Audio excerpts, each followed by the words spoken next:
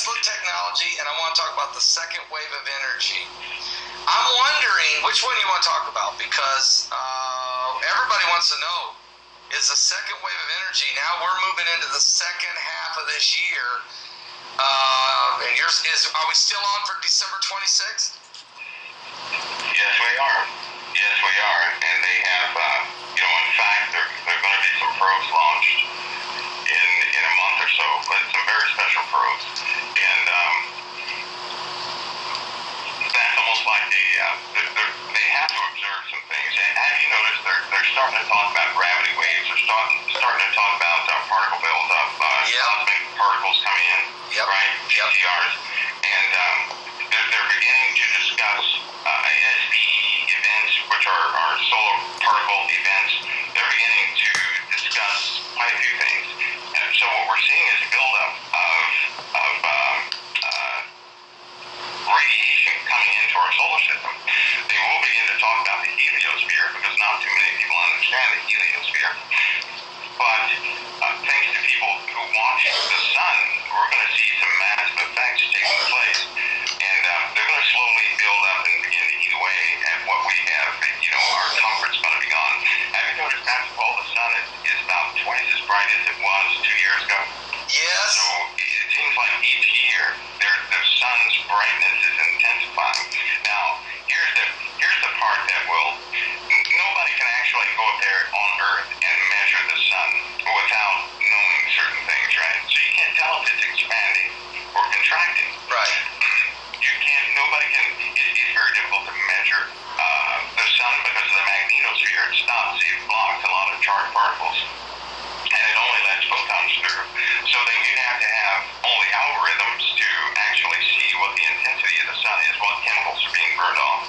Is still manufacturing the same type of chemicals, but you can always sample the solar winds, but you can only do that at the ISS or further out. So they have probes out there examining the solar particles coming in.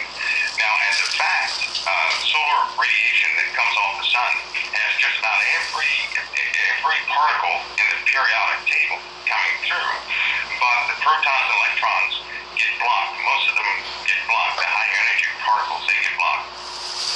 What's happening is through a change in the sun, right?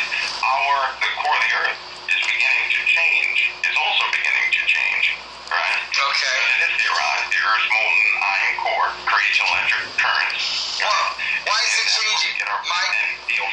It's changing because of the sun, because there's less protection from the radiation, from the CMEs, from the solar winds, and that's affecting the core of the Earth, expanding it or manipulating it,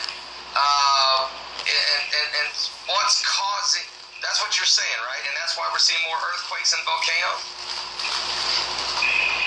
Well, the sun is changing, and so the Earth does change. So the forces of the sun do interact on the forces of the Earth, and we're tied in a conveyor with the sun, right? Just like the moon is almost tied to a conveyor with the Earth. Okay. So something is altering the sun itself. The sun is going through some phases that have not been observed before, not in our history, not in reportable history. Even the Carrington event is minuscule compared to what would happen if we keep getting these declines in various places of our magnetic field. Let me explain this to you. We don't need a CME or a solar flare to destroy the surface of the Earth. All we need is the magnetosphere to begin to collapse in certain regions. And that would do much more damage than a CME or a solar flare. Well, you've been saying that. They don't understand that. You've been saying that the magnetosphere is being affected by CERN. And BP Earthwatch has been saying that the magnetosphere is definitely being affected by CERN. And if the magnetosphere gets affected, then the sun, anything coming from the sun, automatically affects the Earth. I mean, do you see CERN as playing that big of a role? I'll tell you this. They dug up the ice cores and they were looking at ice ages. Now, in between those intervals of ice ages, they found something. They found a lot of radiation, unexplainable radiation. It did not come from an asteroid or anything else. That's what they're telling people. They knew it came from the sun because something happened to our magnetosphere. And it happens at intervals. So CERN itself, when they're messing with particles, they know for a fact they can affect gravity. Not to make little jets and vehicles or anything else, not for that. But to strengthen or control or to amplify or to degrade the Earth's magnetosphere, right? So that can both be something, if the magnetosphere of the Earth begins to collapse, or the core of the Earth, as it is slowing down, because it will eventually, it is theorized, it will eventually change directions. The dynamo inside the Earth is going to change directions. And over the course of time, so will the rotation of the Earth, right?